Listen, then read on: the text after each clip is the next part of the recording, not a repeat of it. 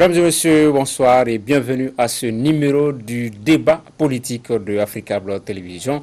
Initialement prévu pour le dimanche prochain, le référendum sur la révision de la Constitution du 25 février 1992 a été reporté sine die, raison invoquée par le gouvernement, la saisine de la Cour constitutionnelle aux fins de constitutionnalité. En attendant l'annonce d'une nouvelle date, on s'active dans un camp comme dans l'autre, pourfendeurs et partisans du projet qui affûtent donc leurs moyens pour respectivement vulgariser le projet et demander, sinon exiger son retrait pur et simple. Quels sont les arguments de part et d'autre? Comment décrisper la situation? Ce sont des questions que nous allons aborder au cours de ce numéro de Politique Le Débat avec nos invités Aliou Badra Sidibé de la Convention de la majorité présidentielle. Monsieur Sidibé, bonsoir. Bonsoir. Merci d'avoir accepté notre invitation. Honorable Moussa Tembine, premier vice-président de l'Assemblée nationale, représentant également la Convention de la majorité présidentielle autour de ce plateau. Honorable Tembine, bonsoir. Bonsoir. Merci d'avoir accepté notre invitation. Partagez. Djimé Kanté de la plateforme Ante Abana touche pas ma constitution. Djimé Kanté, bonsoir. Bonsoir. Et honorable Modi Ndiaye également de cette plateforme Ante Abana touche pas à ma constitution, député donc élu de l'URD, l'Union pour la République et la démocratie. Première question, monsieur Kanté, on l'a appris, le report à une date ultérieure de ce référendum. Vous, au niveau de la plateforme Ante Abana, comment est-ce que vous appréhendez ce report-là? Merci bien, Sekou. La plateforme Ante Abana a appris comme tout le monde sur les médias que le référendum prévu pour ce dimanche a été reporté. Nous avons cru dans un premier temps que c'était dû à la mobilisation que nous avons faite, parce qu'il faut reconnaître que le 17 juin, le peuple malien a clairement exprimé sa volonté de ne pas aller à un référendum dans les conditions actuelles. Mais ensuite, très rapidement, nous avons vu un communiqué du parti présidentiel, le RPM, ensuite le président de la République même, qui est venu expliquer que le report est dû à une saisine. Et bon, quoi qu'il en soit, nous prenons acte et nous ne demandons pas de toute façon un report. Nous avons été clairs depuis le début. Nous ne voulons pas de référendum dans ces conditions. Nous demandons le retrait pur et simple. Donc nous prenons acte et nous continuons à exiger ce retrait. D'accord. Monsieur Sidibé, sur cette question. Je dirais que c'est de plein droit que le président de la République ait pris cette décision.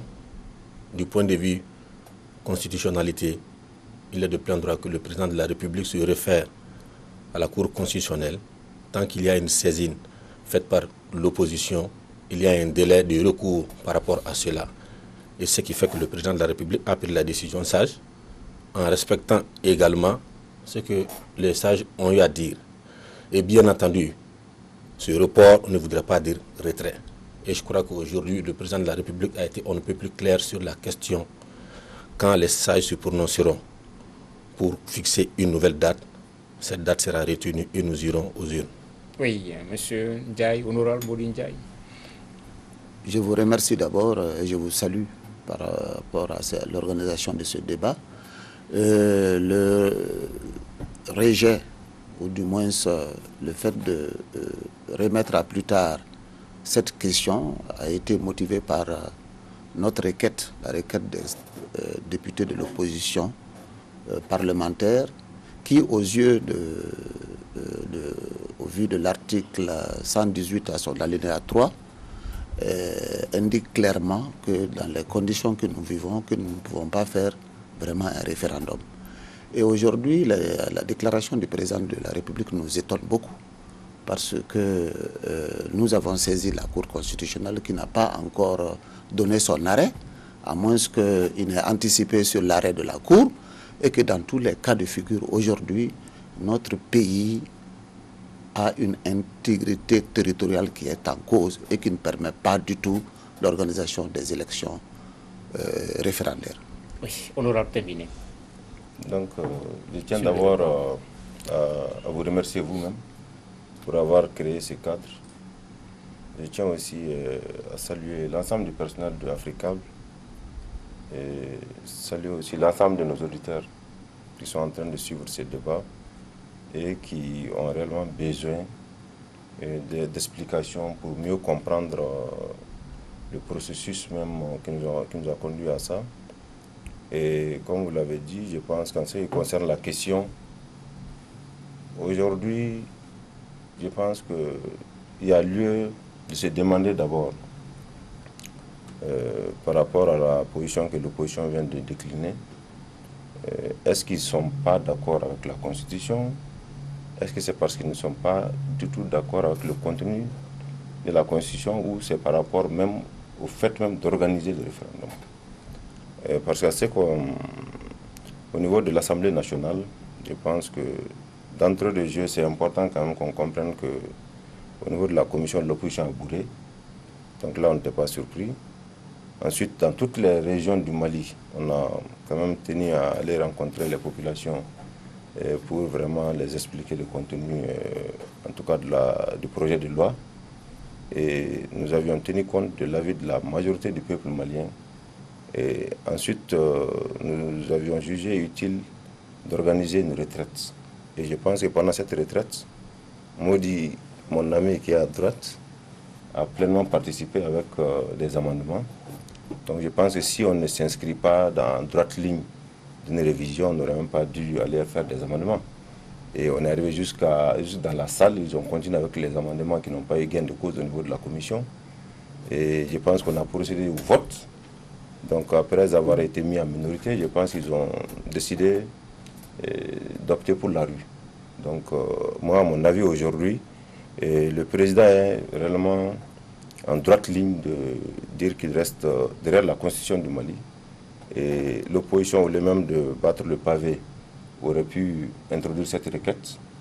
Et je pense toutes choses qu'ils n'ont pas fait, ils ont préféré d'abord aller dans la rue.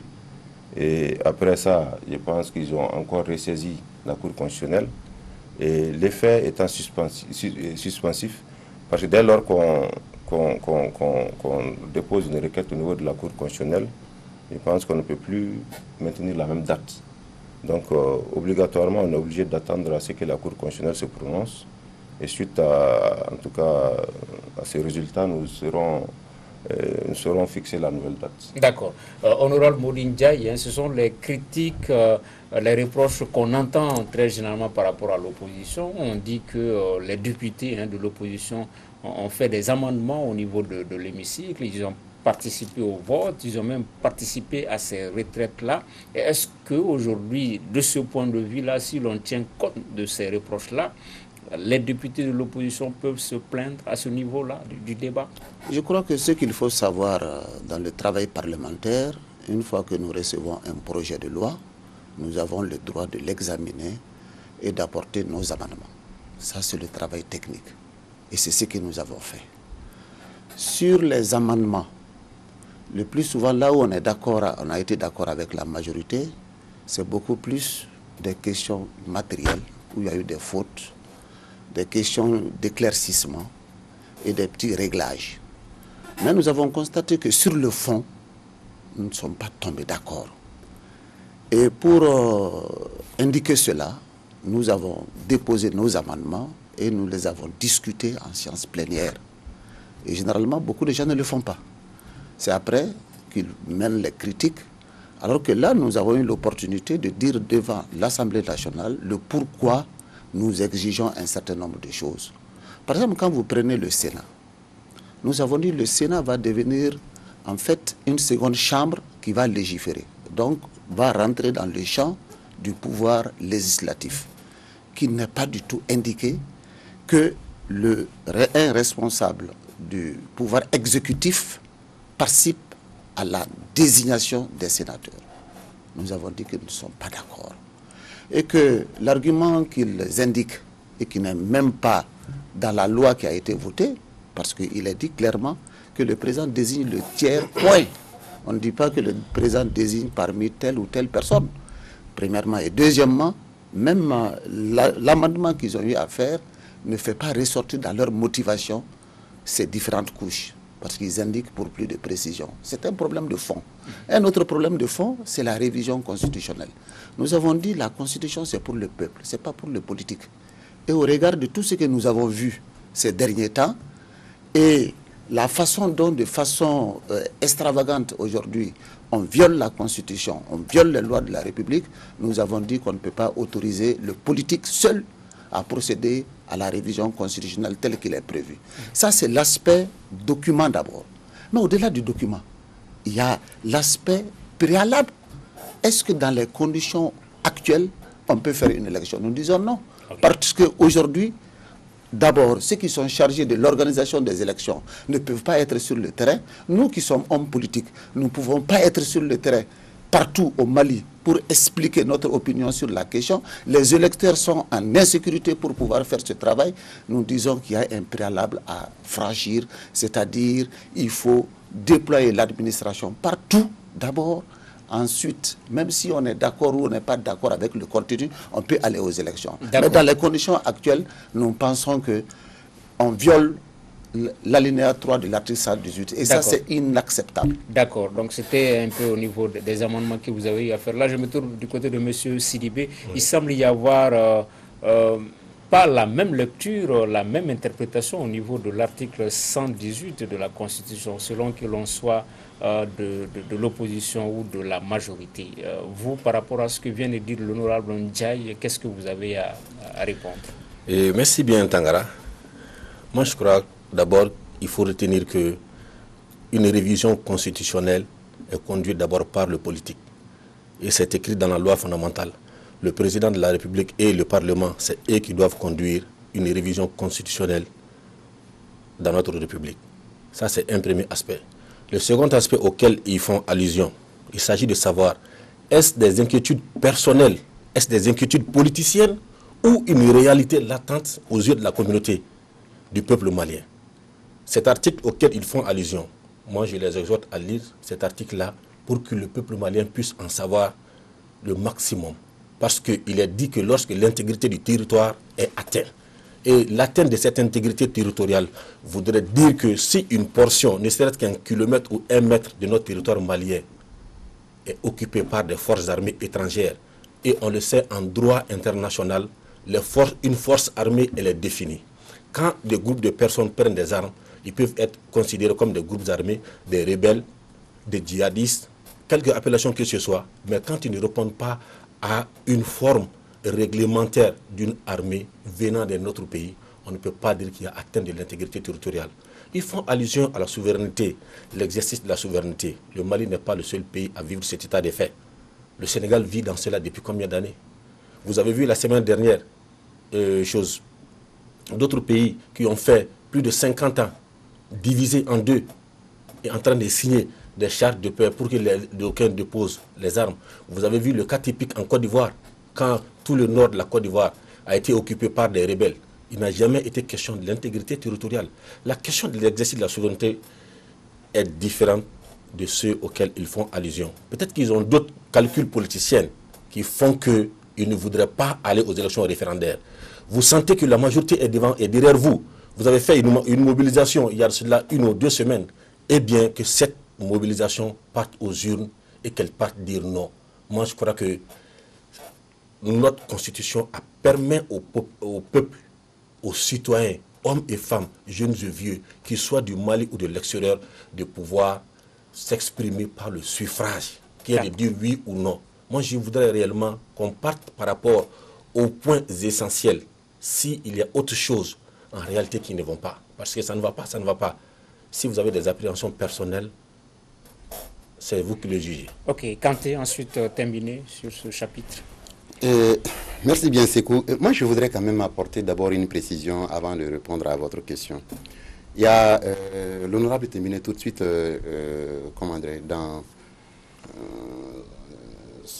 dans ses propos, qui disait que l'opposition a pris la rue. Je voudrais vraiment préciser ça et je tiens à le préciser. Vous savez, la plateforme Ante Abana n'est pas l'opposition, mais il y a aussi l'opposition. La plateforme Ante Abana, c'est aussi des syndicats, c'est aussi plusieurs organisations de la société civile. Moi, je ne suis pas de l'opposition, je suis de la société civile Et je pense que ce qui est en train d'arriver aujourd'hui à mon pays m'interpelle en tant que citoyen, comme le dit notre hymne national, si l'ennemi découvre son front au-dedans ou au-dehors, debout sur les remparts. Je pense qu'aujourd'hui, il est de notre devoir en tant que citoyen de vraiment ramener le débat, c'est-à-dire à l'esprit de la loi. Monsieur Sidibé parlait tantôt de droit international. Je ne pense pas qu'on soit à ce niveau.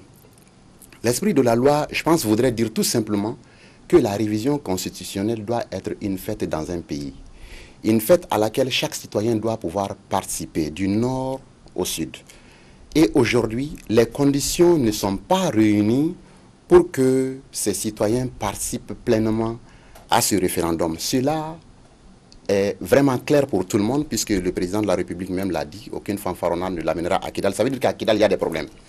Il y a aussi des problèmes à Mopti. Aujourd'hui, si vous voulez aller à Mopti, il faut quitter très tôt.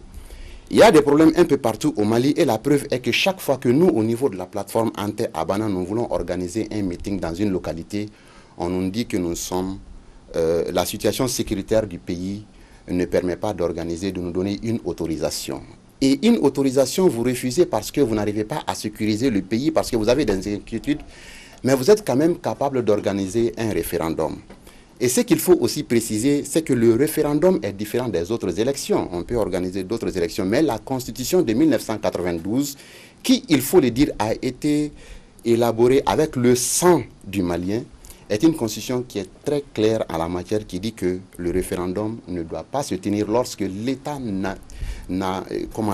n'est pas souverain sur l'ensemble de son territoire. Et aujourd'hui, vraiment, arrêtons ce débat de dire qu'il n'y a pas... L'exemple de la Côte d'Ivoire ne tient pas. Moi, contre l'exemple de la Côte d'Ivoire, moi, je donnerai l'exemple du Soudan. Donc aujourd'hui, le Mali... Prenez l'article 47 du Code pénal, il est très clair en la matière et il explique clairement ce que c'est qu'une atteinte à l'intégrité territoriale. Et tout simplement le Mali, les autorités maliennes, moi je ne peux pas aujourd'hui me promener sur l'ensemble du territoire malien, ça c'est un vrai problème. Et ensuite, lorsque M. Tembine dit que la majorité du peuple a été consultée, je me demande quand est-ce que cette majorité a été consultée, ou peut-être moi je ne fais pas partie de ce peuple, il m'exclut de ce peuple. En tout cas, nous, au niveau de la société civile, et nous sommes plus de 200 associations au sein de cette plateforme, nous n'avons pas entendu assez de concertation par rapport à ce référendum, comme cela a été le cas en 1992. D'accord. On aura l'occasion de revenir vers vous. Tembine, déjà sur ce niveau du débat. Franchement, je remercie tout le monde et je pense qu'on est dans le même pays. On a d'autres pays que le Mali. Tout d'abord, je pense que moi-même, je suis là ce soir pour parler au nom de cette même population. Et j'ai un mandat de cette population. Et deuxièmement, je pense aussi que quand nous disons qu'on a écouté la société, tout le monde, vous réclamez de la société civile. On a écouté le président des organisations de la société civile. Qui est d'ailleurs avec nous aujourd'hui. Bon, j'ai dit qu'on l'a écouté. Donc, on ne peut pas dire qu'il n'a pas été écouté. On a écouté le président du Haut Conseil islamique. On a écouté les chrétiens, on a écouté les chasseurs, les anciens premiers ministres, les partis politiques, ensuite majorité opposition. On a fait le tour dans toutes les régions du Mali. Au niveau de chaque chef-lieu de région, on invite tous les cercles qui viennent en délégation. Donc aujourd'hui, on ne peut pas nous dire... Maintenant, le vrai problème au Mali, est-ce que vous vous reconnaissez à travers votre président? Ça, c'est un autre débat. Est-ce que ceux qui font de la politique se reconnaissent à travers leur président? Ceux qui sont au niveau religieux, est-ce qu'ils se reconnaissent? Je pense que c'est là où il y a le débat. Sans quoi, je pense qu'aujourd'hui, tu ne peux pas écouter un président de parti et que ses militants vous disent encore qu'on n'a pas été consulté. Et quand on les écoute, on les adresse des lettres, avec des questionnaires. Donc, il appartient à ces groupes de se réunir avec leurs militants, de venir avec des réponses. Et ils sont venus avec des réponses écrites, pas verbales, écrites. On a exigé des réponses écrites.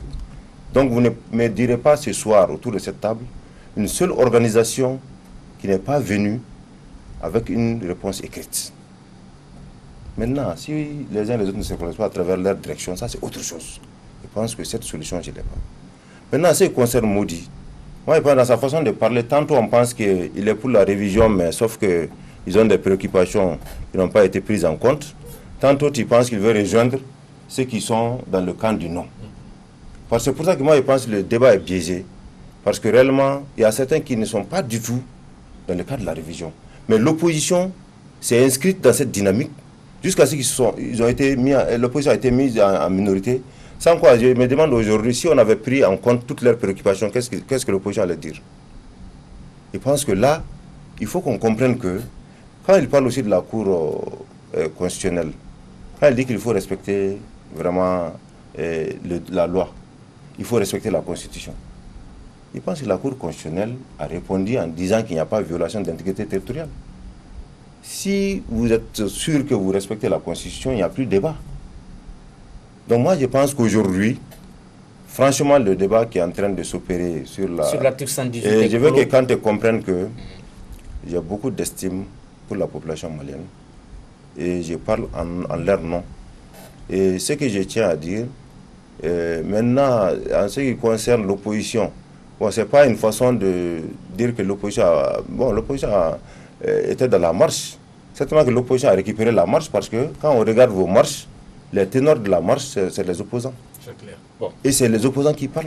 D'accord. Donc sans le connaître, vous êtes glissé un peu dans le camp de l'opposition. Ils vont réagir sur ça. Mais déjà, la question, selon vous, la question sur l'article 118, elle est vraiment... Aujourd'hui, c'est pour vous dire que par rapport à l'article 118, ouais.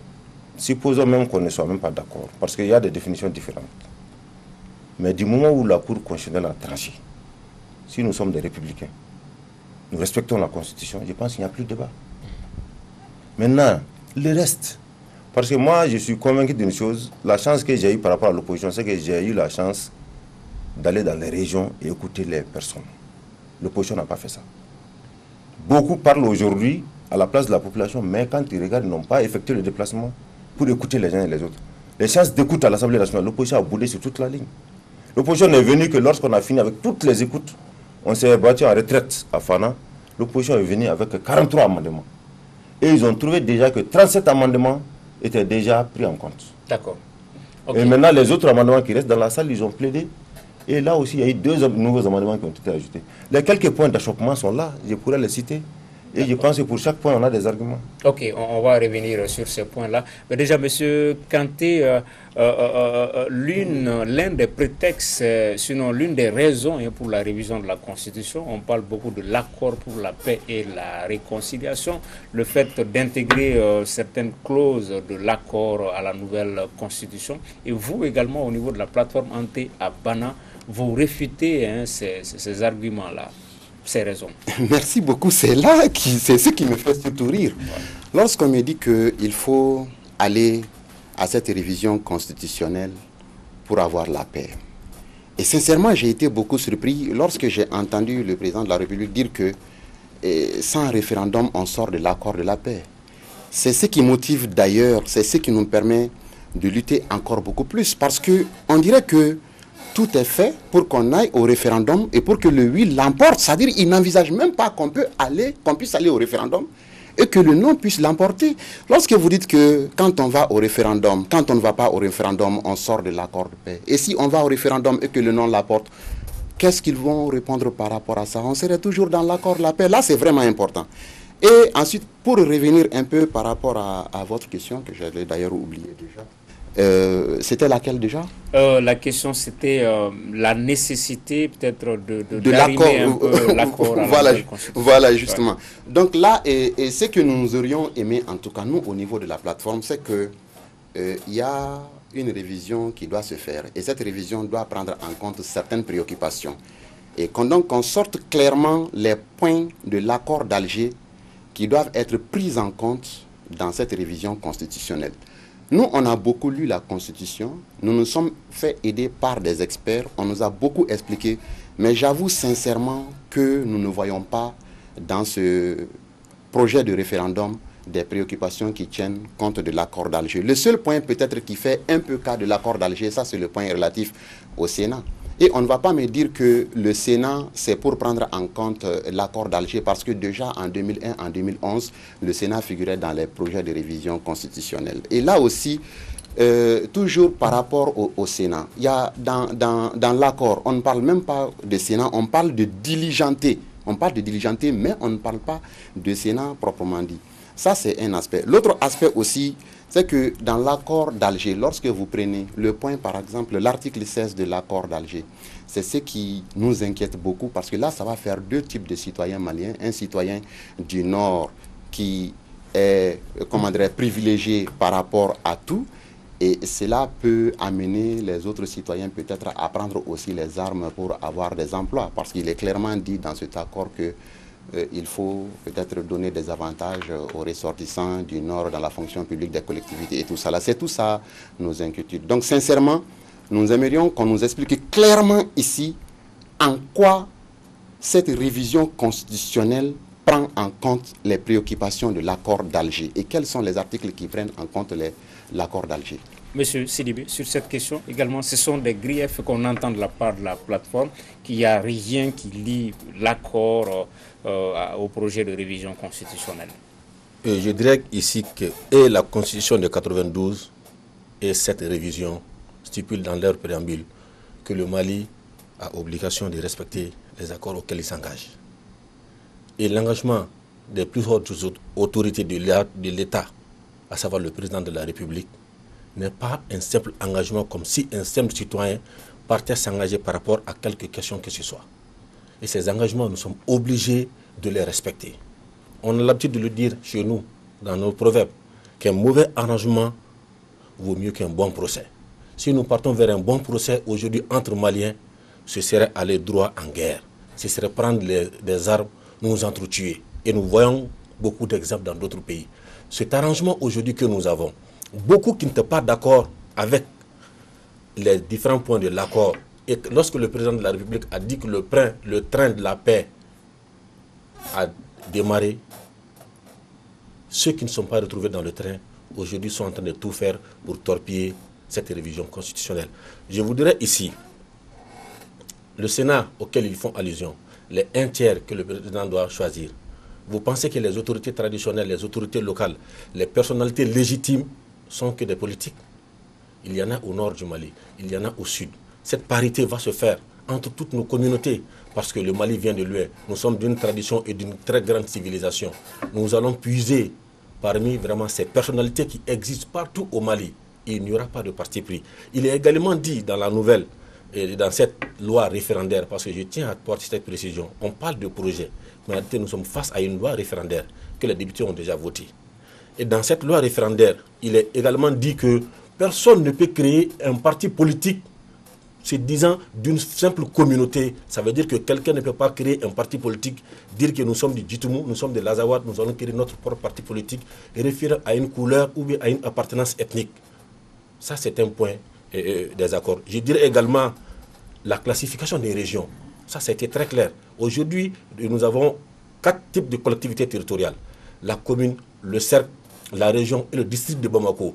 Et personne, après cette révision constitutionnelle, ne peut aller créer une nouvelle forme de région pour sa propre guise. Je dirais également la prise en compte des différentes discriminations, à savoir les handicaps. Ça, c'est des points qui sont inscrits, franchement, dans les différents accords auxquels le Malien s'est engagé. Et aussi la prise en compte en donnant des sièges aux Maliens de l'extérieur. Aujourd'hui, beaucoup de Maliens des régions de Caille, des différentes régions du nord du Mali, sont établis à l'extérieur, en donnant des sièges à nos compatriotes qui sont établis dans la diaspora, qu'ils puissent venir légiférer, statuer sur la problématique nationale. Moi, je crois que ce sont des avancées majeures. Ok, des avancées majeures selon vous. On était sur l'aspect relationnel entre l'accord et puis la nouvelle constitution. Honorable Temine-vous, on vous donne la parole sur ce sujet et M. Ndiaye va boucler à ce tour de table. D'accord. Donc, je tiens à vous remercier.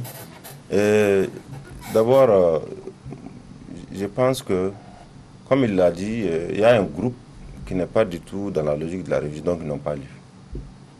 Sans quoi, je pense que dans le fond, ce qu'il vient de dire, il n'y a pas de problème. C'est-à-dire, quand vous dites que par rapport au recrutement ou autre, on va donner un quota, ça n'a rien à voir avec le référendum. Et le référendum parle des grands principes. Et même par rapport au Sénat, quand Modi dit que par rapport au Sénat, rien n'est détaillé, je pense que Modi quand même est un grand député. Et il a duré dans la boîte, mais je pense qu'aujourd'hui, certainement, il ne partage pas l'avis de la majorité. Mais ce qui est sûr, c'est qu'il sait quand même que c'est des lois organiques qui vont définir le contenu. Et le président ne va pas s'asseoir comme ça et prendre à tout bout des champs qu'il veut, c'est pas comme ça. C'est des lois organiques qui vont cadrer tout ça. Là. C'est le fonctionnement même du Sénat sera vraiment cadré par une loi organique. C'est pareil pour l'ensemble vraiment des points qui sont vraiment dans la Constitution. En ce qui concerne le lien, d'abord je veux que vous compreniez que l'accord s'inscrit dans un processus. D'abord, il y a un certain nombre de points qui ont déjà trouvé leur solution sans qu'il y ait besoin d'aller vers une révision.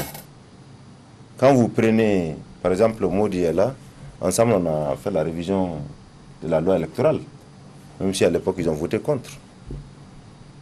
Ensemble, on a voté par rapport, comment on appelle ça, les autorités intérimaires. On a voté, mais même si l'opposition s'est opposée. Je pense que ce n'est pas aujourd'hui que l'opposition a commencé à s'opposer à l'application de l'accord, parce que tout simplement l'opposition n'est pas avec l'accord. Donc je pense que le combat de Kanté, ça c'est un autre combat. Mais ce qui nous oppose à l'opposition, je veux qu'on comprenne que depuis le début, l'opposition n'est pas d'accord avec l'accord. Donc tout ce point de l'accord qu'on applique, vraiment l'opposition en tout cas a voté contre. Donc c'est pour vous dire que c'est un processus, oui. Et quand au niveau de l'Assemblée, je vous dis, la loi électorale, ça fait partie des exigences. Et les autorités intérimaires, ça faisait partie.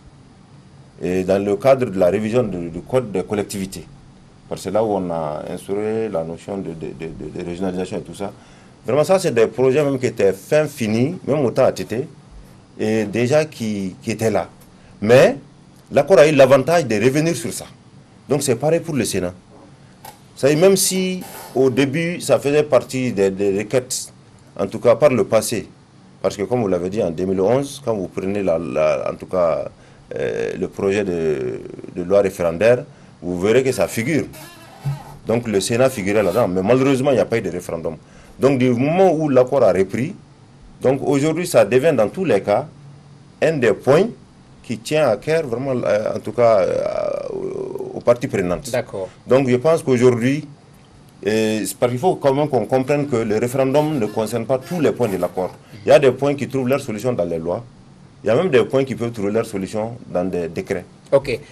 Honorable Morindiaï, vous avez été beaucoup interpellé par votre cadet. Tout à fait. D'abord, je dois dire que les députés de l'opposition avaient bien annoncé la saisine de la Cour constitutionnelle au fin d'annuler la loi qui a été votée bien avant la création de la plateforme. Maintenant, l'avis que la Cour constitutionnelle a donné, d'ailleurs très rapidement, parce que l'avis a été donné à moins de 24 heures, cet avis d'abord il n'est pas contraignant. Parce que qu'est-ce que l'avis dit? L'avis dit que, premièrement, le document qui a été adopté est contraire à un document de révision de constitution. Et que ce n'est pas comme ça. C'est les articles qu'on doit changer. Or, la mouture qui a été adoptée change fondamentalement toute la Constitution. L'avis, comme il n'est pas contraignant, le gouvernement a mis de côté. C'est de la même manière que concernant l'intégrité territoriale, par rapport à leur définition concernant le droit international, qu'ils ont parlé d'insécurité résiduelle, et que cela peut se faire. Mais comme ce n'est pas contraignant, ils ont laissé passer. Or, aujourd'hui, il n'y a pas eu d'arrêt. Nous avons sorti nos arguments pour dire qu'au-delà du droit international, notre droit interne déjà travaille, a déjà donné des explications et des indications précises concernant l'intégrité territoriale. Aussi, c'est simple là. Le référendum, c'est quoi? C'est une élection qui doit concerner tout le peuple malien. Or, dans la situation actuelle, on ne peut pas du tout permettre, on n'a pas du tout le cadre qui permet aujourd'hui aux citoyens maliens de pouvoir exercer son droit de vote sur tout le territoire national à cause de ces différents problèmes. Maintenant, l'élément le plus important, quand ils disent qu'ils ont été dans les régions, ils ont écouté les gens. S'ils ont écouté les gens, on n'a pas besoin de faire des référendums. Remplir une salle par région là, mais ça ne représente rien par rapport, n'est-ce pas, à la représentativité du peuple. Une chose est d'écouter les gens. c'est bien.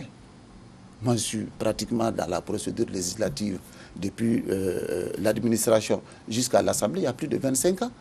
Mais quand tu écoutes les gens, si quand tu ne prends pas en compte ce qu'ils ont dit, mais ils ne seront pas d'accord avec vous. Nous avons déposé nos amendements 6 jours avant la plénière. Nous avons écrit au président de l'Assemblée nationale. Voilà nos amendements. Et nous avons vu que normalement, ces amendements, dans leur substance même, les éléments les plus importants n'ont pas été retenus par eux.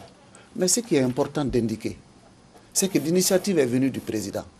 Mais l'innovation majeure dans le projet du président, c'était la régionalisation poussée à travers 8 articles. L'article 58, l'article 92, 93, 94, 95, 96, 97, 98, qui traitaient des collectivités.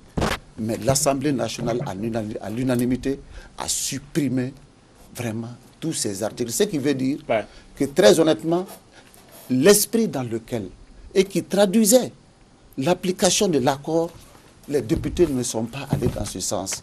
C'est pourquoi, en séance plénière, j'ai indiqué qu'on n'était plus dans l'initiative du président de la République, mais nous sommes maintenant dans l'initiative du Parlement. Et cela ne rentre pas dans les objectifs visés. Et le seul élément de l'accord qui concerne le Sénat, tel qu'il a été fait, tel qu'il a été voté, ça n'assure pas du tout sur le choix dans une couche quelconque. On dit le président de la République désigne le tiers des sénateurs, point. On va revenir sur ça. Donc, de façon générale, oui. dès l'instant où l'initiative du président a été balayée, d'ailleurs, même la façon dont le projet présidentiel a été présenté, dans sa structure, ça a été remis en cause par les députés. Parce que ça changeait carrément la structure de la Constitution de 1992. Et les députés sont revenus. Je vais revenir à la question à laquelle vous n'avez pas répondu, c'est par rapport à l'accord pour la paix et la réconciliation. On est face à un dilemme, honorable Ndiaye. L'État du Mali a opposé sa signature il y a 2 ans à un accord et l'argument, c'est qu'il faut tenir compte des clauses de l'accord dans la nouvelle Constitution. Très bien, c'est ce que je vous disais tout de suite. Les clauses les plus significatives, c'était la régionalisation poussée. Et c'est ce qui était dans le projet du président de la République, sur 8 articles. Mais l'Assemblée a supprimé tous ces articles. Donc ça veut dire qu'aujourd'hui, au sens strict du terme, à part le Sénat, dont nous contestons l'immixtion du président dans la désignation des sénateurs, il n'y a pas d'autres aspects concernant l'accord de paix.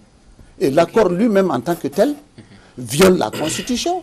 Parce que la première référence qui était dans les documents initiaux, à savoir le visa de la Constitution, a été supprimée parce que l'accord développe des dispositions qui sont contraires à la Constitution. C'est pourquoi on est en train, le régime est en train de voir la possibilité d'adapter en fait la Constitution à l'accord.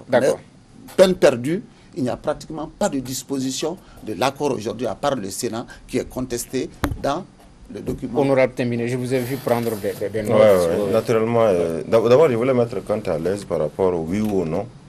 Rassurez-vous, quel que soit le camp qui gagne, on ne dira pas qu'on a violé. Et le plus important pour nous, c'est vraiment de respecter la parole donnée. Si on pouvait même aller vers ça sans référendum, le référendum n'allait pas s'imposer. Mais le référendum aura l'avantage au moins de respecter la parole donnée. Maintenant, c'est le peuple souverain du Mali qui va décider. Et je suis convaincu d'une chose, c'est que quel que soit le résultat, le président de la République va se soumettre. C'est un démocrate. Et en ce qui concerne, franchement, moi je vois que Modi, il fait un coup à gauche, un coup à droite. Tantôt il est dans le refus absolu de l'organisation du référendum. Tantôt, on voit qu'ils ont des revendications qui n'ont pas, peut-être, ils n'ont pas eu gain de cause et peut-être ils ont rejoint l'autre camp. Et ce que je tiens à dire, c'est-à-dire fondamentalement, quand il dit que on a carrément changé l'initiative du président de la République, je pense que c'est là où il faut même saluer le président de la République. Moi, je suis membre de la commission, durant tous les travaux. Le président de la République n'a une seule fois, il ne nous a pas appelé une seule fois pour nous dire faites ceci, faites cela. Ça, c'est extrêmement important. Deuxièmement, lorsqu'on a travaillé au sein de la commission, je pense que initialement le projet qui est arrivé à l'Assemblée, sur la table de l'Assemblée nationale, portait sur pratiquement 17 articles. 17 articles. Mais, comme il l'a dit, nous on a profité parce que ça dépendait aussi de la façon dont le projet a été présenté. Parce que ça parlait des titres. Donc dès lors qu'on touche à un titre, on peut rentrer en profondeur. On a profité pour corriger tout ce qui est erreur matérielle. Donc quand vous prenez le nombre d'amendements qu'on a eu à faire, on a fait 75 amendements. Ça c'est au niveau de la commission. Et sur ces 75 amendements, vous verrez que presque une trentaine de ces amendements sont des amendements de fond. Mais la grande majorité, c'était des erreurs matérielles. Et parmi ces amendements, quand lui-même dit que ce ne sont que des erreurs, dans tous les cas, parmi ces 75, ils ont eu gain de cause sur 37 amendements. Vous dites que vous n'êtes pas pour la révision, mais vous avez quand même participé. Vous avez apporté 37 changements. Ça veut dire qu'on a perdu notre temps inutilement. Et deuxièmement, le nombre d'amendements qui restaient, ils sont partis dans la salle, ils ont eu gain de cause par rapport à 6 amendements. Les amendements qui nous opposent sont là. Quand ils disent que le président de la République détermine la politique, quand nous disons ça, ils disent que non. Mais, Maudit, vous avez voté la loi référendaire de 2011. On dit que le président de la République définit la politique. Exactement. En dehors de ça, s'il vous plaît, en dehors de ça, et ce qui nous oppose, Maudit et nous, c'est par rapport au parjure. Quand ils disent que quand le président de la République trahit son serment, donc on doit traiter ça de parjure. Nous, on a dit non. Et parjure, c'est pas la sanction idoine pour ça. Parce que même les comptables, au niveau des services et autres, on parle de parjure. Donc pour le président de la République, on a parlé de haute trahison. Donc je pense qu'on a fait que monter en termes de degré de sanction. Et quand vous regardez, ils ont parlé de destitution du président de la République. Nous nous sommes dit non. Quand un président de la République qui a la destinée du pays, et vraiment qui est très occupé, surtout vu le conseil dans lequel nous sommes aujourd'hui, chaque fois le trimballer devant le tribunal, ça n'arrange pas. Le cas du Brésil est là aujourd'hui pour nous étayer par rapport à ça. Et l'autre problème, c'est par rapport au Sénat, ils disent que le président de la République désigne les 1/3.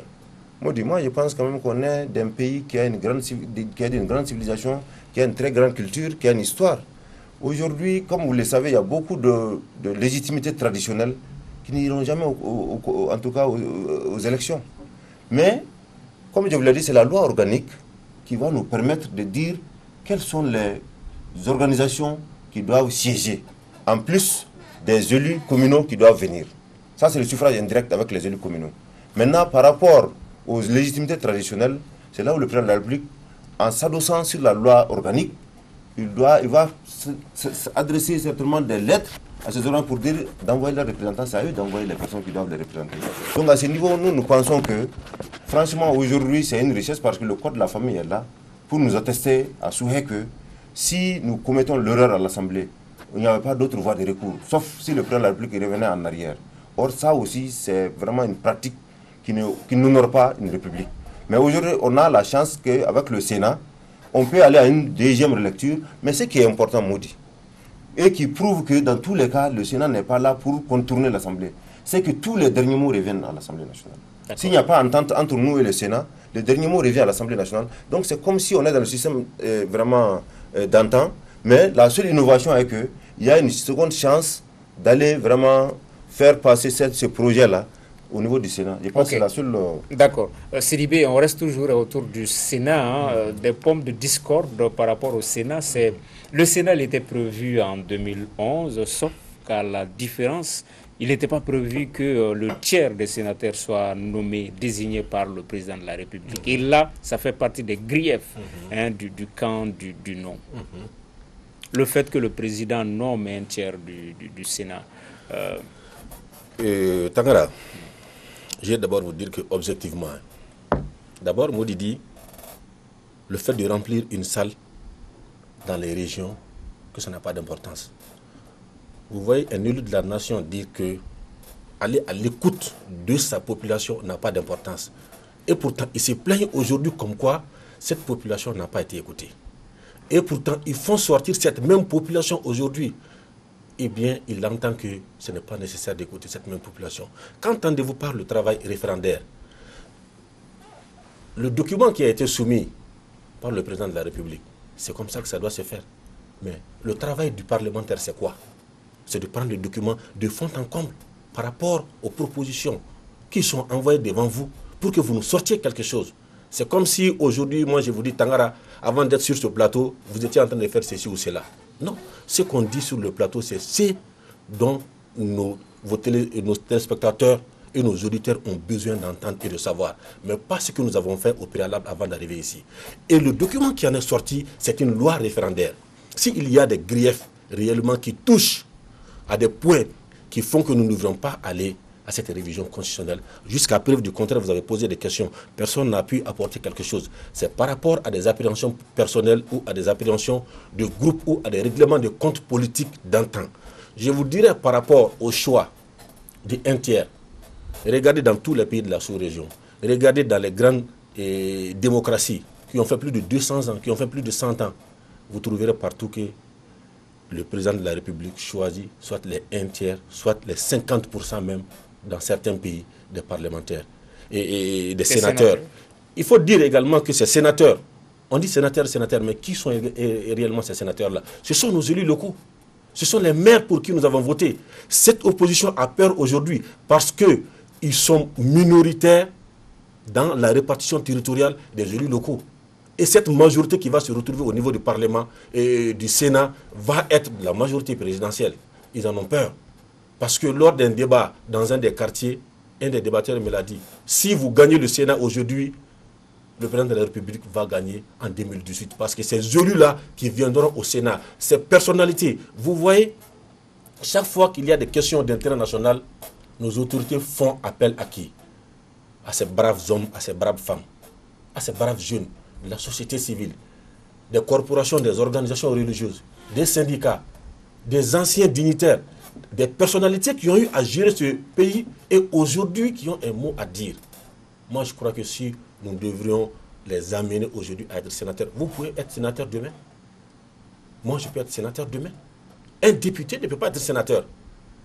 Et mieux que ça, le président du Sénat ne succède pas au président de la République. Or, dans l'ancienne loi référendaire qui est partie en 2011, que Mourin Ndiaye a voté, il était prévu que si le président de la République, pour incapacité, n'arrive pas à gérer, le président de l'Assemblée appelle le président du Sénat et appelle le Premier ministre. Et cette fois-ci, nous avons suivi les débats au Parlement. Il défendait comme quoi il faudrait que la succession du Sénat et du président revienne au président du Sénat.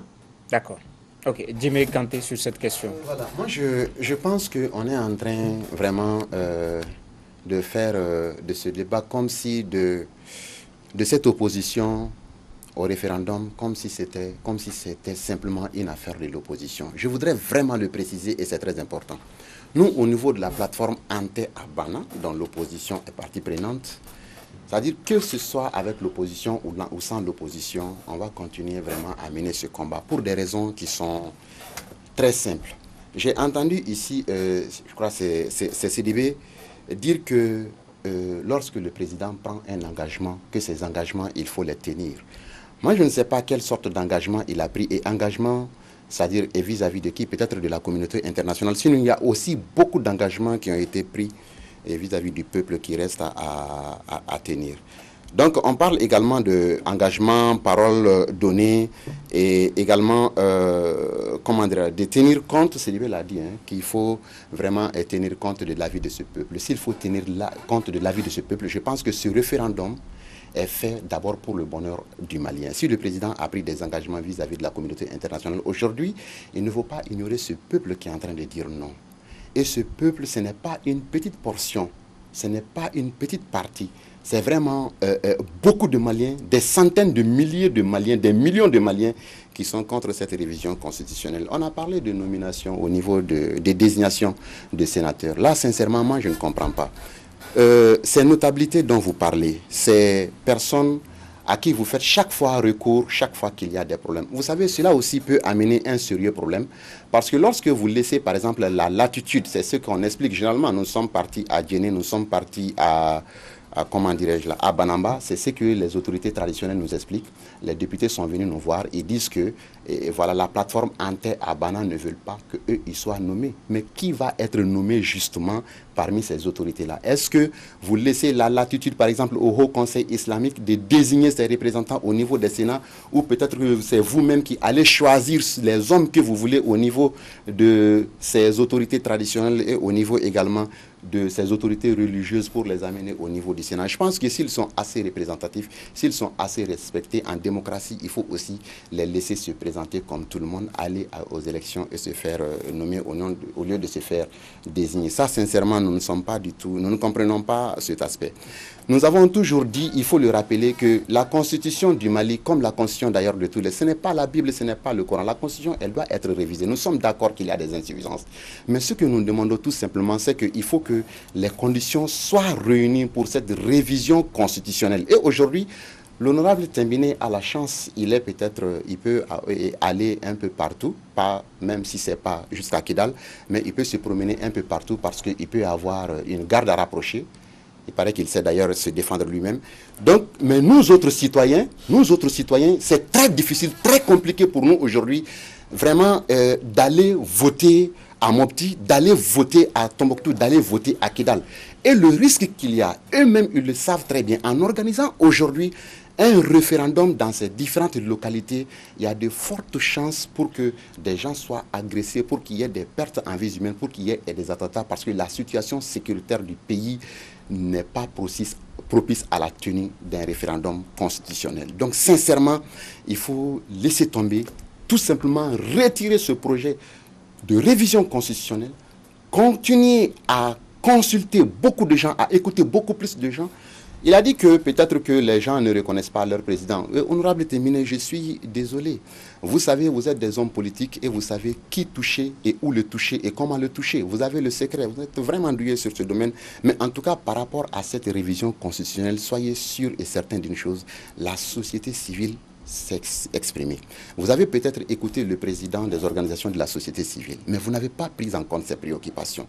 Et si aujourd'hui, il vient à la plateforme Ante Abana, ça veut dire que vous l'avez écouté, il a fait des observations, ces observations n'ont pas été prises en compte. Vous ne pouvez pas nous dire aujourd'hui, et puis moi je suis vraiment content d'entendre Honorable Tembine dire que l'opposition n'est pas d'accord avec l'accord, parce que pas plus tard qu'aujourd'hui, j'ai entendu le président dire que tout le monde était d'accord, alors que lors de la mise en place des autorités intérimaires à Gao, nous avons vu qu'il y a eu des problèmes. Il y a eu des problèmes parce que les gens n'étaient pas d'accord avec des termes. Avant d'aller à ce référendum, il y a des préalables. On n'est pas contre le référendum, sincèrement, il faut le préciser, mais il faut d'abord faire la paix et ensuite faire le référendum pour que chaque Malien puisse s'exprimer librement et dans des conditions vraiment pacifique. D'accord, on va avancer dans le débat. Honorable Ndiaye, l'autre récrimination, c'est que vous pensez que avec le nouveau projet de révision constitutionnelle, il y a un renforcement des pouvoirs du président de la République,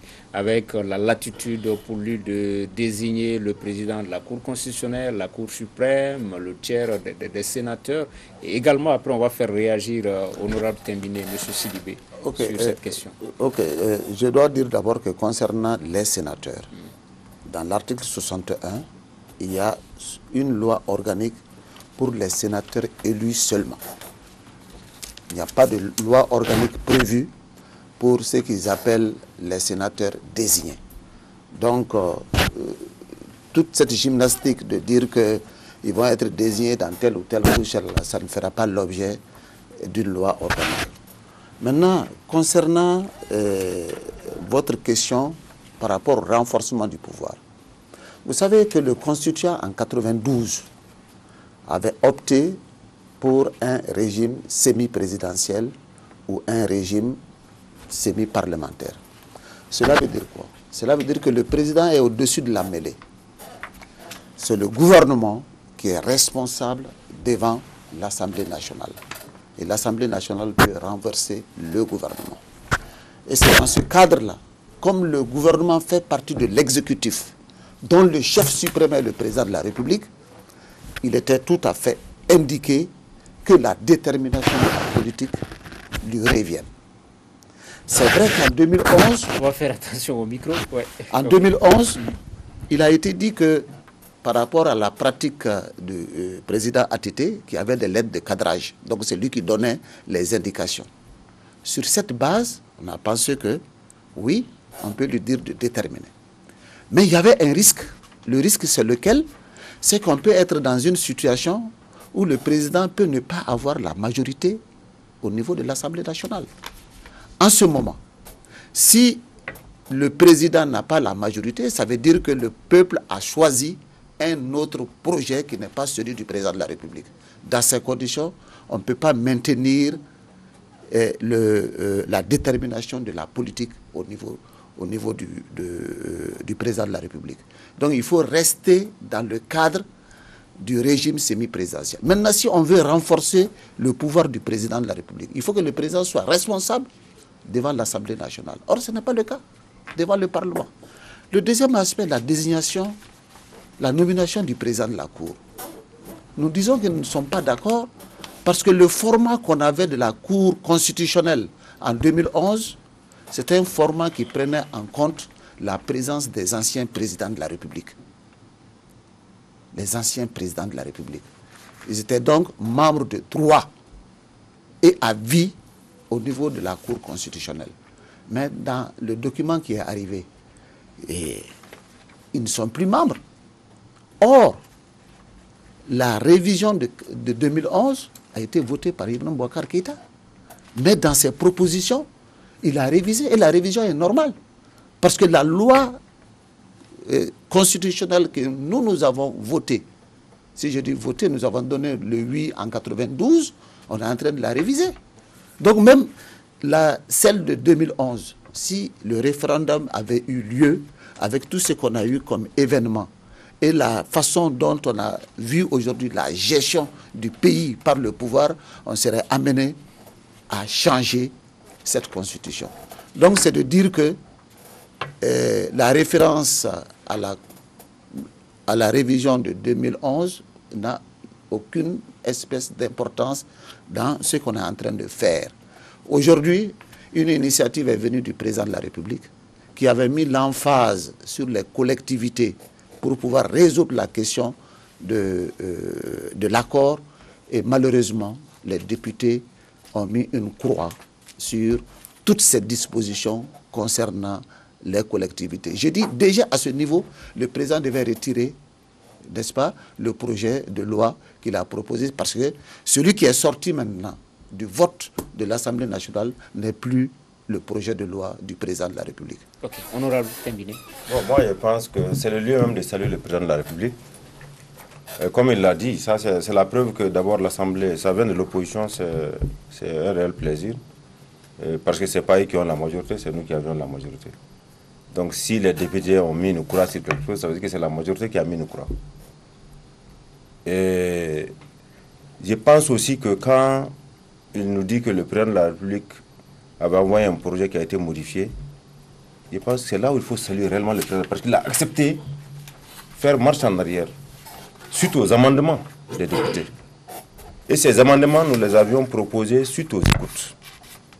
Donc moi, je pense que c'est le lieu, c'est ce qui montre même la grandeur du président de la République, parce que rares sont les présidents qui reculent face aux amendements des députés. Et je pense que, comme je vous l'ai dit, eux, ils ont travaillé sur 17 articles, mais nous, on est allé au-delà de ces articles. Ce n'est pas les 17 articles qu'on a remis en cause, mais on est parti au-delà pour changer, parce qu'on a écouté le peuple réellement. L'exemple sur, par exemple, le nomadisme politique, c'est parce qu'on a écouté le peuple, on a écouté les Maliens de l'extérieur pour pouvoir donner la chance aux Maliens de l'extérieur d'être à l'Assemblée nationale. C'est parce qu'on a écouté le peuple qu'on a décidé aussi de travailler pour que réellement, au niveau en tout cas de la haute cour de justice, bon, le fait qu'on supprime la haute cour de justice, et tout ça, je pense, c'est parce qu'on a écouté le peuple.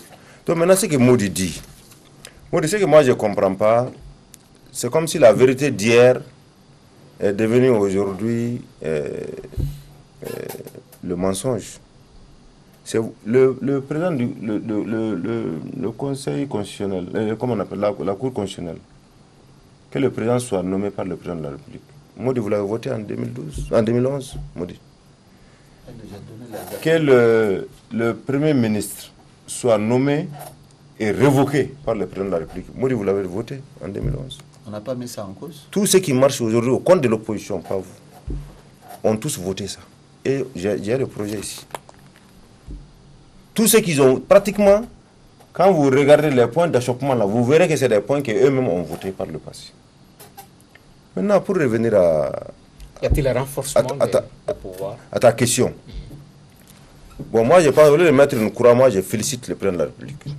parce qu'il a été grand et il a accepté d'être à l'écoute de son peuple. Maintenant, par rapport au renfort, vous parlez de renfort, il n'y a pas de renfort. Parce que c'est ce qu'ils appellent renfort, ceux qui eux-mêmes ont voté, aujourd'hui c'est ce qu'ils appellent donner plus de pouvoir au président. Pourquoi nous avons dit que le président de la République détermine la politique? C'est le président de la République qui part en campagne, il a son programme, il bat campagne, il fait des promesses électorales. Et c'est sur la base de ces promesses que le peuple fait son choix. Dès lors qu'il devient président, si ce n'est pas lui-même qui détermine sa politique, comment il peut honorer ses engagements? Ça, c'est primo. Secondo, comme Modi l'a dit, au cas où l'opposition est à l'Assemblée, il faut que Modi fasse la part des choses entre le travail des parlementaires et le travail du président de la République. Quand le peuple vote pour le président, c'est sur la base d'un programme. Mais le peuple vote pour les parlementaires, c'est pour le contrôle de l'action gouvernementale, c'est pour légiférer. Donc, ça, c'est deux missions différentes. Même si vous avez une majorité au Parlement, ça ne change pas cet état de fait. Donc, les premiers ministres peuvent être de l'opposition, comme il l'a dit, parce que en ce moment, quand le président est élu par le peuple, il veut travailler sur la base de son programme. Il a la majorité au niveau du Parlement qui est de l'opposition. Forcément, pour qu'il y ait la quiétude, il est obligé de choisir ça, la cohabitation dans l'opposition. Supposons que ces premiers ministres viennent et qu'on reste dans le système actuel où le premier ministre ne peut pas révoquer, le président ne peut pas révoquer le premier ministre. Ça veut dire quoi? Le premier ministre peut dire que, bon, président de la République, je n'exécute pas ton programme. Et la seule voie pour le président de pouvoir révoquer, parce que dans l'actuelle constitution, le président de la République ne peut pas révoquer le premier ministre.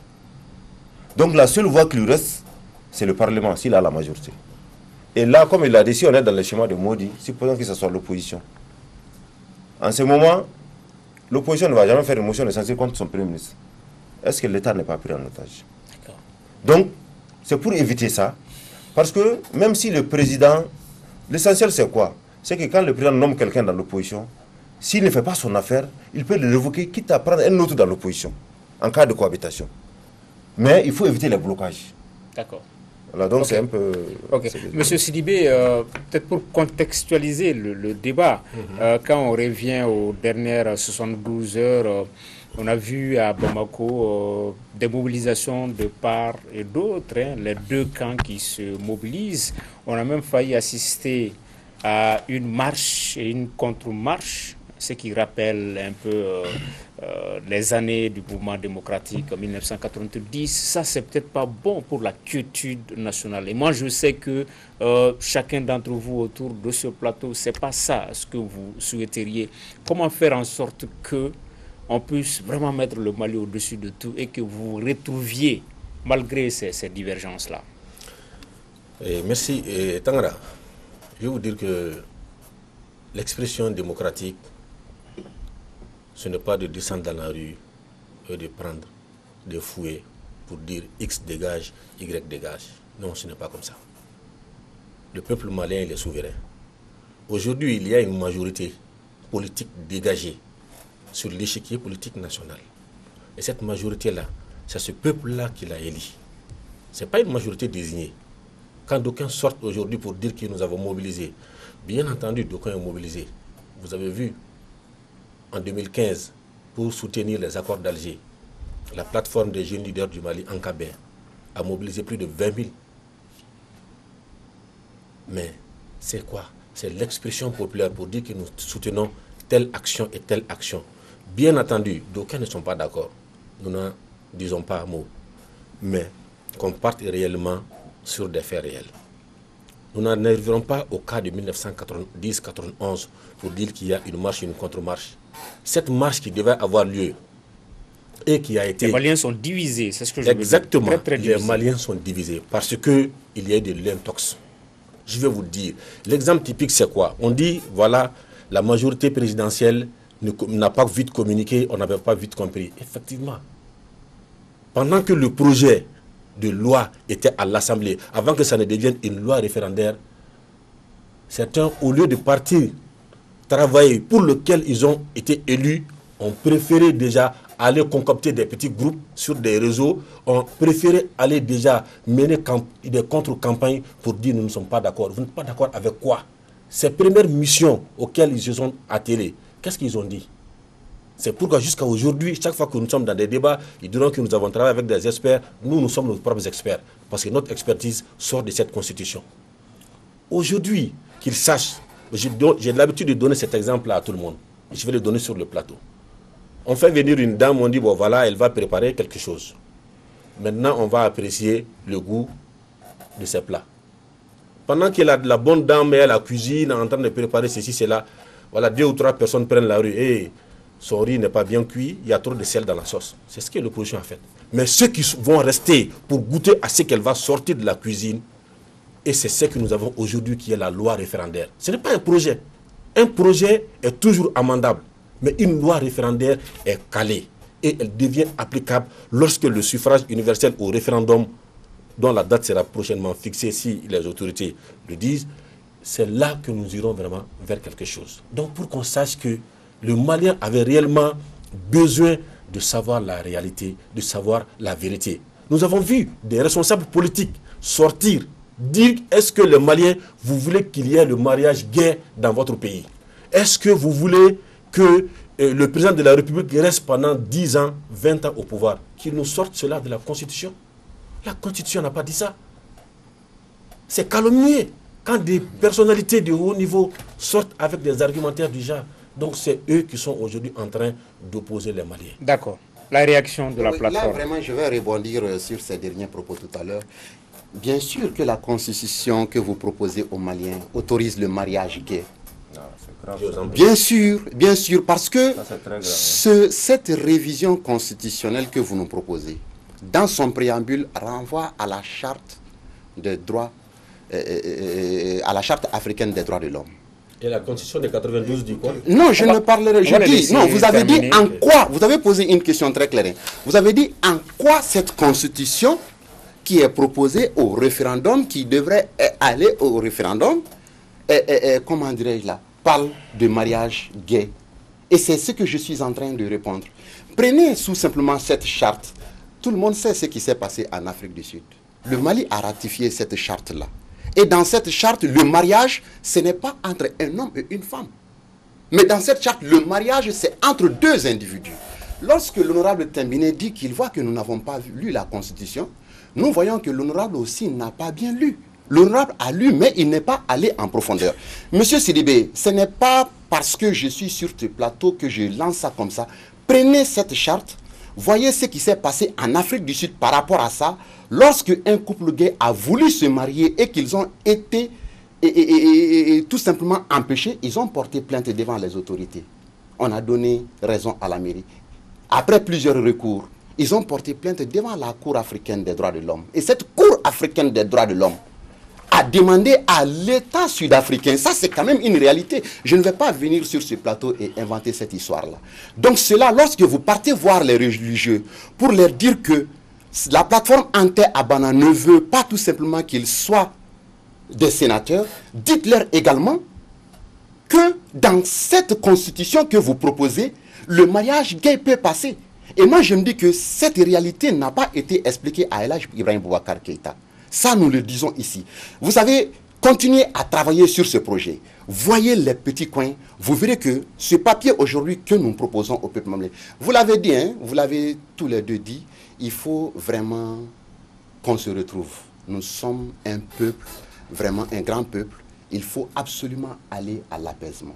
Mais pour aller à l'apaisement, il faut que l'exemple vienne de l'honorable Tembiné. Le Tembiné de 1990 n'est plus le Tembiné d'aujourd'hui. Il a beaucoup grandi. Et sincèrement, moi, je l'apprécie. Moi, je commence vraiment à l'apprécier parce qu'en venant sur ce plateau, on m'a dit de prendre assez de distance avec lui. Mais je vois que sincèrement...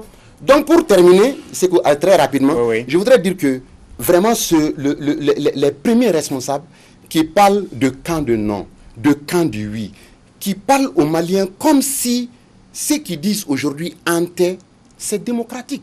Ceux qui disent Ante ne sont pas des Maliens. Nous avons un seul président, c'est le président Ibrahim Boubacar Keïta.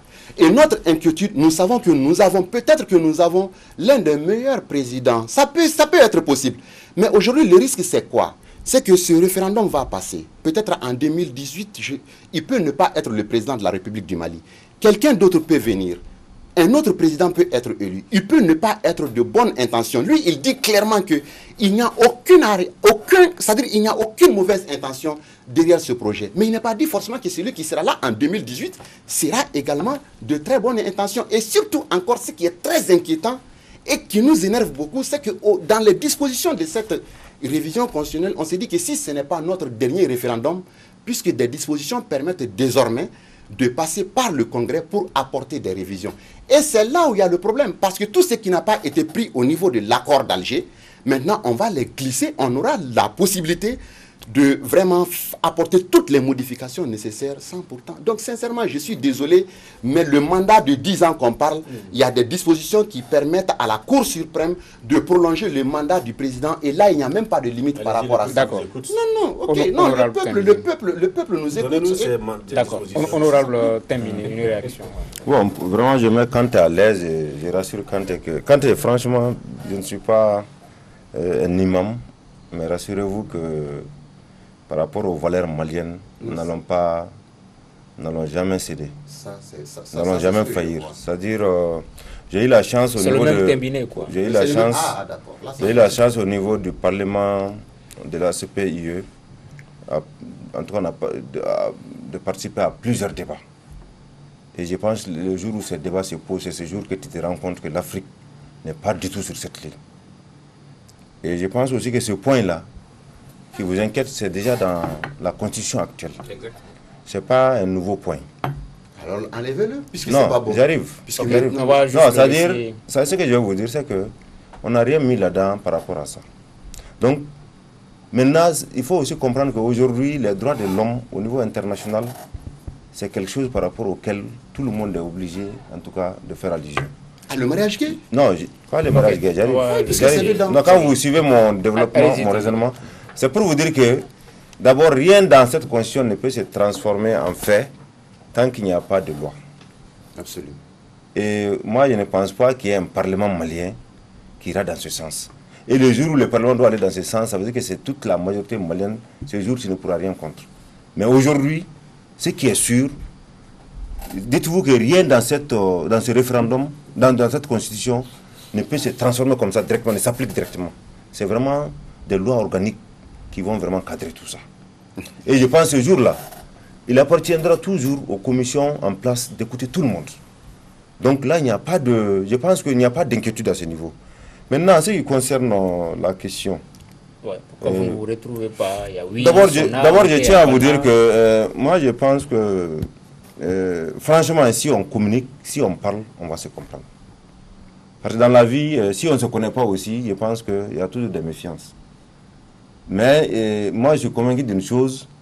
Je me dis que personne n'aime le Mali plus que moi, comme je peux aussi dire que peut-être que je n'aime pas le Mali plus que les autres. C'est comme ça. Je ne peux pas jurer que j'aime plus que Kanté, Kanté ne peut pas jurer qu'il plaît. Donc, je pense que chacun de nous a des valeurs à défendre. Donc, qu'on soit rassuré que vraiment, on a tous intérêt aujourd'hui à échanger, à se comprendre. Et c'est pour ça qu'aujourd'hui, on est en train d'envoyer les missions à l'intérieur. Sinon, ce n'est pas des missions de campagne, c'est pour que les députés aillent expliquer le contenu réel de la loi. Rassurer tout le monde et que les gens comprennent qu'il n'y a rien là-dedans. Si j'avais eu le temps, j'allais vraiment vous dire tous les bienfaits de cette constitution. Tous les bienfaits. Mais malheureusement, je pense qu'on n'a qu'une heure. Donc même pendant une heure, peut-être, je ne pourrais pas développer le tout. Mais quand là où je tiens à vous rassurer, c'est que j'ai participé à ces travaux de A à Z. Il n'y a pas une seule phrase dans cette constitution-là que je ne connais pas. Parce que j'ai participé à tous les travaux, non seulement au niveau de la commission, dans les régions, et j'étais avec Maudit à la retraite. Donc c'est pour vous dire qu'au moment où réellement il y avait ces campagnes d'intoxication, nous on était dans le travail. Et au moment où, non, c'est comme ce que j'ai dit, je pense que c'est un débat. Quand j'ai dit qu'on a écouté le président de la société, ce n'est pas pour dire qu'il est d'accord, mais c'est pour vous dire seulement qu'on a écouté tout le monde. On a les réponses écrites de tout le monde. Donc on a écouté en réalité, mais peut-être la démocratie aujourd'hui, ce n'est pas une démocratie directe, c'est une démocratie représentative. Je pense qu'il y a, les gens se gèrent par délégation. Donc vous avez toujours un représentant qui parle au nom du groupe. Bon, si on consulte le représentant, on est en droit de dire qu'on a consulté le groupe. Maintenant, je pense que c'est là où il y a le débat. Mais ce n'est pas par mépris Et nous sommes ouverts. Et je pense que même ceux qui ont voulu, en tout cas, être écoutés au niveau de la commission, qui n'étaient même pas sur notre liste initiale, ont été écoutés. Excusez-moi, c'est Ok, pas ça le Modi, Maintenant, par rapport à la marche, ouais. pour finir, hein, Ok. je pense que Maud aura le temps. Pour finir par rapport à la marche, Ouais. très sincèrement, il n'y a pas de contre-marche. Et on a appris qu'il y avait une marche qui était initiée le 1er. Ensuite, on dit qu'ils ont transformé ça en meeting. Donc, on s'est dit qu'il n'y a plus de marche.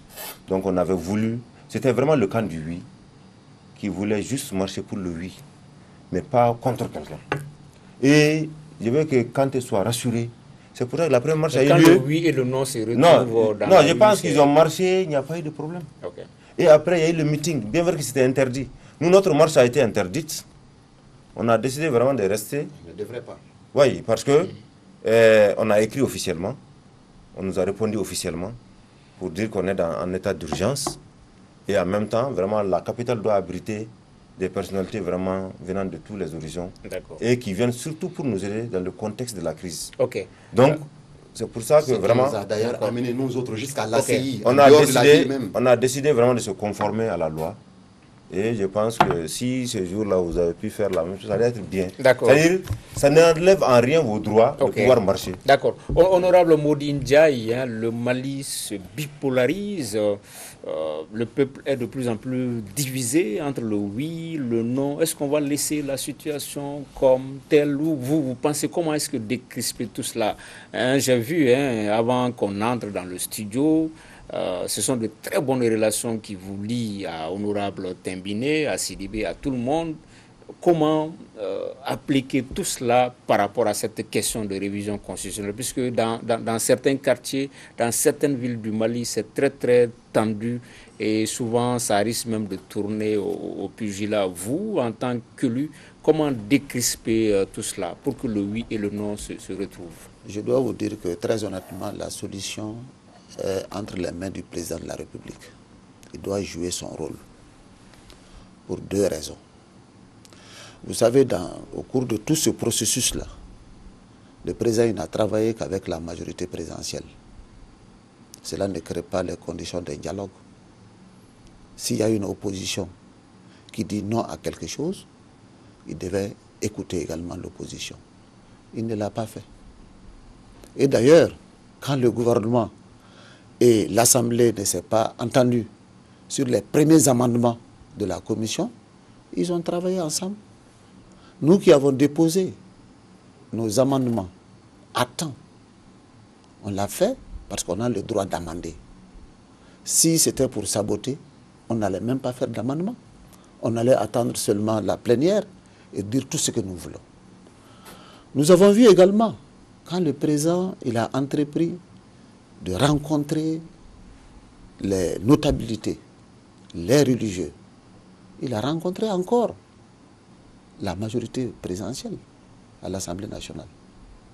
De l'Assemblée nationale, chez lui à Koulouba.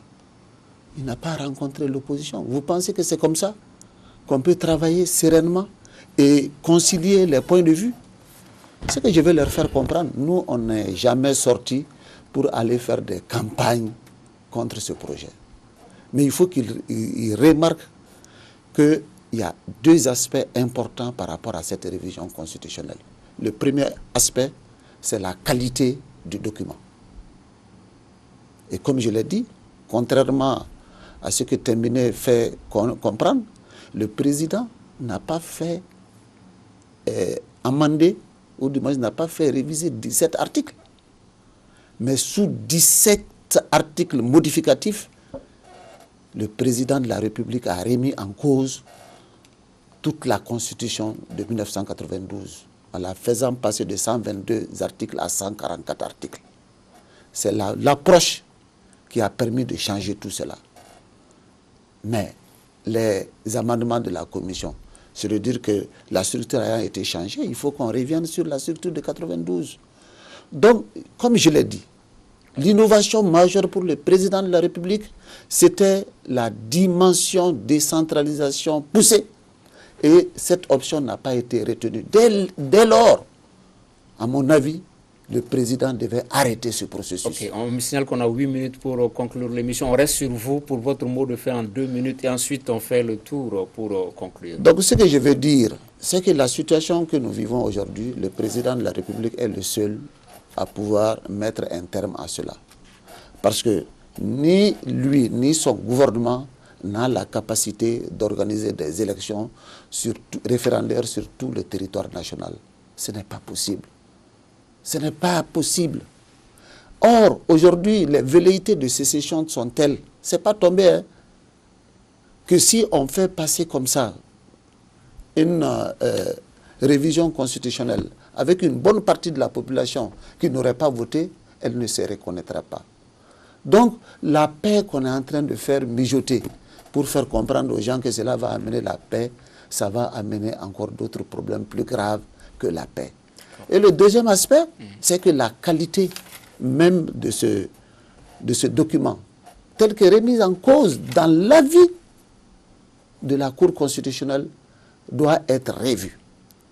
Donc, il y a nécessité non seulement de faire premièrement une seconde lecture de ce document et de profiter de cette seconde lecture pour pouvoir faire beaucoup plus de concertation, pour concilier les points de vue. Et deuxièmement, laisser ce document d'abord en attendant de régler le déploiement de l'administration sur tous les territoires, les juges partout, et que les conditions optimales soient réunies pour permettre à chaque citoyen vraiment de voter en toute sécurité. Quand c'est rempli en ce moment, même si on n'est pas d'accord avec le contenu du document, on va vraiment au référendum. D'accord. Ok, honorable Tembine, ensuite Sidibé et Kanté. Bon, ce que je tiens à dire d'abord, c'est que tout récemment, au niveau de la commission, on a rencontré la CEMA, la plateforme, et je pense qu'aujourd'hui, on est en phase. Donc, je ne sais pas si les inquiétudes, c'est par rapport à eux. Je pense que, en tout cas, après les échanges, on est en phase. Et deuxièmement, par rapport à la décentralisation poussée, Maurice, je pense que nous, on a suffisamment travaillé, hein, même si à l'époque, vous avez voté contre. Donc, par rapport à la décentralisation poussée, je pense que là où je vous parlais du code de collectivité, qu'on a révisé. Et je pense qu'à ce niveau-là, ça prend en compte le tout. Mais dans la Constitution, je pense qu'on ne donne pas les détails. Parce que cette fois-ci, nous-mêmes, on a veillé pour verrouiller au contraire. Parce qu'on a dit que par rapport aux partis politiques, on ne peut pas créer des partis politiques à connotation vraiment locale, ainsi de suite. On a même ajouté à connotation, en tout cas, dans une zone géographique. Tout ça, c'est pour verrouiller, pour qu'il n'y ait aucune possibilité de pouvoir aller vers la scission.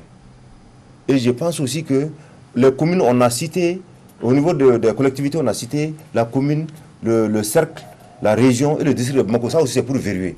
Contrairement à la constitution en vigueur, c'est pour verrouiller, pour qu'il n'y ait aucune possibilité de créer d'autres formes de collectivité. Maintenant, le reste, on dit que ça relève du domaine de la loi. Donc, tout ce que lui dit, c'est-à-dire, moi, je pense qu'aujourd'hui, il n'y a pas de... Parce que, parce que la Constitution ne peut pas aller dans les détails. La loi va prendre tout ça. Moi, je pense qu'il y a beaucoup de choses que les uns et les autres avancent aujourd'hui comme étant des inquiétudes. Je suis convaincu que le domaine de la loi pourra prendre tout ça en charge.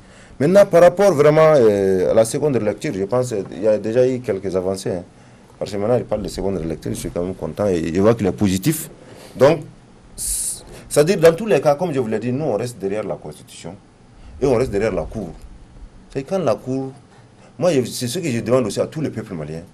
Vraiment, dès lors que la Cour tranche, restons derrière. Parce qu'aujourd'hui, si en dehors de ces textes-là, il n'y a rien d'autre qui puisse nous garantir. Il n'y a rien d'autre. Et autant, moi, je pense que les gens qu'on a écoutés dans les régions hautes ne répondent pas la majorité. Bon, je pense que... C'est-à-dire, sortons dans tout ça. Je pense que personne aujourd'hui ne peut dire ici autour de la table que tel camp ou tel camp a la majorité. Je pense que seul le référendum est en mesure de nous départager. Donc pour ça, moi je souhaite que, vraiment pour finir, hein, je mets un défi quiconque. Le président de la République n'a rencontré une seule fois la majorité avant de soumettre ce projet. Une seule fois. Et moi qui vous parle, je suis membre de la commission, il ne m'a pas appelé une seule fois. Et le jour où il nous a appelé, c'était la commission. Et dans la commission, le rapporteur même de la commission, il est de l'opposition. Mais comme je vous l'ai dit, ils ont boudé en fait.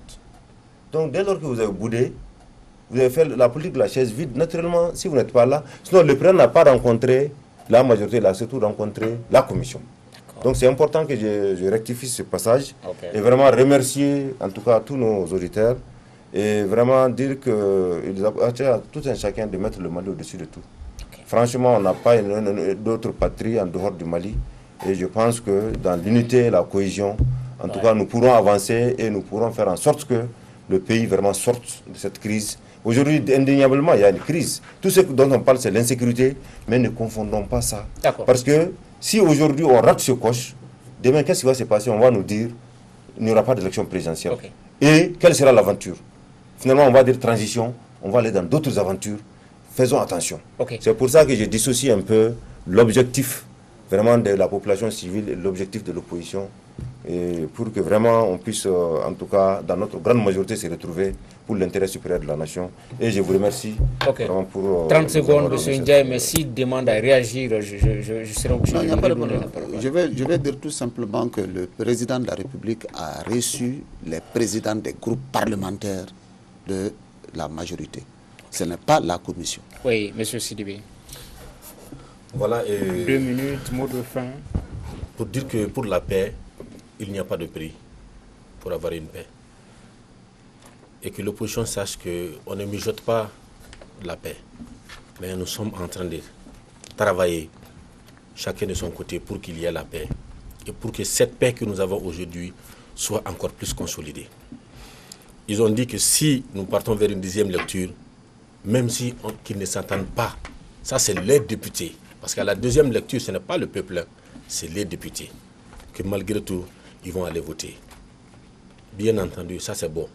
Mais quand le peuple vous élit pour un travail, pour une mission, le peuple vous a confié une mission pour des raisons, des agendas personnels, vous refusez de participer aux travaux de l'Assemblée nationale de révision, moi je crois que ce n'est pas assez bien. Également, pour dire, il faudrait que le peuple malien comprenne que certains hommes politiques qui sont en fin de carrière sont en train de jouer sur cette opportunité de cette jeunesse. Aujourd'hui, nous confondons, je ne sais pas, touche pas à ma constitution et l'opposition malienne. En réalité, vous êtes confondus. Le Malien ne sait pas qui est quoi, parce que vous préparez tous dans la même marmite. Donc, si vous voulez vous dissocier de cette opposition, franchement, que cela soit très clair. Et que le Malien lambda, aujourd'hui, est encore plus éclairé. Parce que toutes les griefs qu'ils ont évoqués bien avant, aujourd'hui, chaque fois qu'on se retrouve sur les plateaux avec des arguments réels, ils n'arrivent pas à nous sortir un article pour dire, voilà, à cause de ça, il faut aller à gauche. Et nous vous remercions franchement pour avoir créé ce cadre. Et nous pensons réitérer encore d'autres cadres. Et aujourd'hui, c'est une chaîne intercontinentale. Sinon, le peuple malien a besoin de réentendre ce débat-là dans la langue nationale. Si vous pouvez accorder franchement ce débat au peuple malien pour que les gens soient encore plus éclairés. C'est promis, si vous faites la promesse de revenir la semaine prochaine, le débat, on va l'organiser en langue nationale Bamanankan avec Gabriel Mbagma Konaté le dimanche prochain à partir de 21h. Si autour du plateau on est d'accord. Ouais, mais bon, peut-être on va envoyer d'autres. Ok, d'accord. Jimé Kanté. Ok, merci beaucoup à Africable Télévision pour avoir organisé ce débat. Je voudrais remercier le fiston Sidibé et remercier aussi l'honorable Tembiné, et qui sincèrement nous a donné beaucoup de détails qui nous ont édifiés, mais sincèrement il n'a pas été capable de me convaincre moi, et j'ai besoin d'être convaincu pour aller et convaincre d'autres personnes. Après le plateau, vous l'invitez à la plateforme? Oui, je l'invite à la plateforme.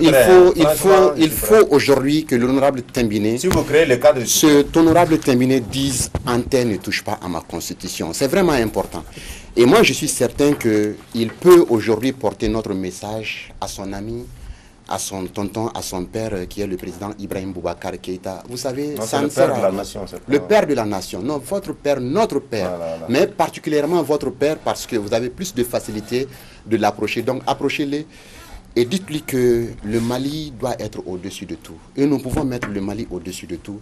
Et souvent, dans ces messages, lorsqu'il crie « ce n'est pas bon »,« ce n'est pas bon », nous sommes des citoyens, nous sommes ses électeurs, il a notre mandat, donc qu'il se calme. Vraiment, le pays a besoin de paix. Ça, c'est très important. L'autre aspect que je voudrais dire, c'est que nous avons tous besoin de paix. Et la précision de taille, il y a Sidibé qui dit que la plateforme est confondue à l'opposition de la même manière que Anka Ben ou bien Oui peut être confondu à la majorité. Donc sincèrement, nous sommes une plateforme. La centrale syndicale CSTM ne cherche pas à venir au pouvoir. Elle est de la plateforme. Les associations ne cherchent pas à venir au pouvoir. L'opposition, c'est de bonne guerre, veut arriver au pouvoir en 2018. Il va de soi que l'opposition trouve des arguments qui l'arrangent. Ça, c'est de bonne guerre, comme la majorité peut trouver des arguments. Mais nous, au niveau de la société civile, ce que nous pensons, c'est qu'aujourd'hui, on ne peut pas se promener un peu partout à travers le Mali. Nous sommes en train d'être chassés. Hier, nous étions à Banamba, le commandant de brigade est venu nous dire que vraiment, nous chasser. Et là, ce n'est pas bon. Laissez les gens s'exprimer, laissez les meetings se tenir si vraiment la situation du pays est tranquille. Donc, il n'y a pas de problème. Et ça, c'est vraiment important. Et pour terminer, je voudrais vraiment insister là-dessus. Nous sommes une plateforme, nous ne sommes pas que l'opposition, mais l'opposition est aussi membre de la plateforme. Et nous demandons vraiment au président de la République de se comporter comme le père de la nation, le président de tous les Maliens. Comme il a toujours fait. D'accord. Cela met un terme à ce numéro du Politique, le débat. Nous remercions vraiment les invités pour la sagesse qui a régné tout au long de cette émission, avec l'espoir que la même attitude, que la même sérénité prévalent au niveau des grains, au niveau des quartiers, au niveau des cercles, où à chaque fois on débat autour de la révision constitutionnelle, puisque le Mali au-dessus de tout. Merci donc d'avoir suivi ce débat. Nos invités étaient Alou Badra Sidibé de la Convention de la majorité présidentielle, honorable Moussa Tembine, premier vice-président de l'Assemblée nationale, également de la Convention de la majorité présidentielle, Djimé Kanté de la plateforme Anté-Abana touche pas à ma constitution, et honorable Modi Ndiaye du groupe parlementaire VRD, de l'URD, et également député donc à l'Assemblée nationale du Mali. Merci d'avoir suivi ce débat. La semaine prochaine, à partir de 21h, vous retrouvez Gabriel Magma Konaté, cette fois-ci pour une émission en Bambara entre les deux camps, puisque le débat, il est permanent. Merci de l'avoir suivi, donc à la semaine prochaine. Merci vraiment.